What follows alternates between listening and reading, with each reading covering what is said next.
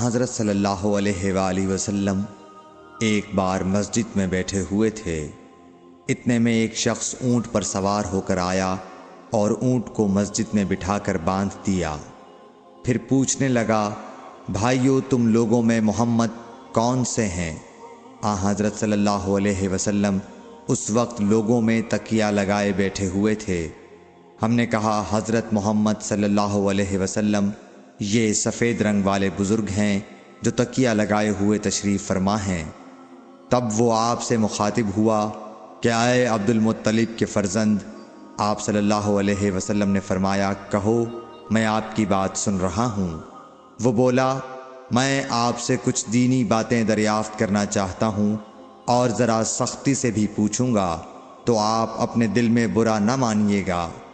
آپ صلی اللہ علیہ وسلم نے فرمایا، نہیں، جو تمہارا دل چاہے پوچھو۔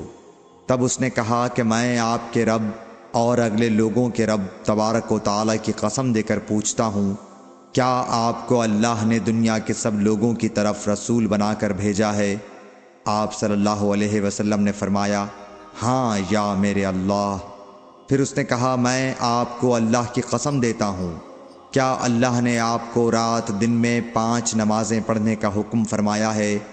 آپ صلی اللہ علیہ وسلم نے فرمایا، ہاں یا میرے اللہ۔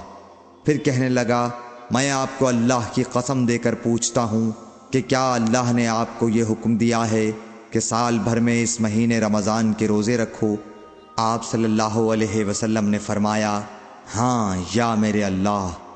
پھر کہنے لگا، میں آپ کو اللہ کی قسم دے کر پوچھتا ہوں کہ کیا اللہ نے آپ کو یہ حکم دیا ہے کہ آپ ہم میں سے جو مالدار لوگ ہیں ان سے زکوٰۃ وصول کر کے ہمارے محتاجوں میں بانٹ دیا کریں؟ حضرت صلی اللہ علیہ وسلم نے فرمایا، ہاں یا میرے اللہ۔